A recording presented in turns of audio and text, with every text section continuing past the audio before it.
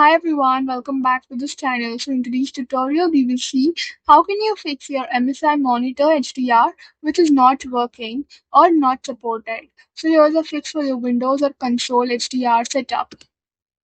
Fix 1. Enable your HDR on the monitor. Press the joystick or menu button on the monitor.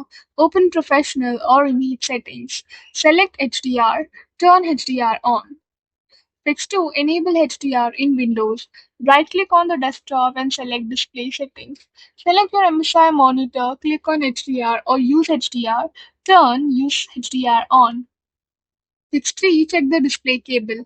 Make sure you are using a high-quality display port or HDMI cable that supports HDR.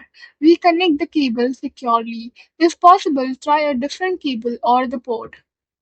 Fix 4. Use the supported resolution and refresh rate. Open your display settings, select the resolution and refresh rate supported by your monitor for HDR. Apply the changes and test HDR again. Fix 5. Update drivers and firmware. Update your graphics card driver to the latest version. Install the latest firmware for your MSI monitor if available. Restart your computer after the updates.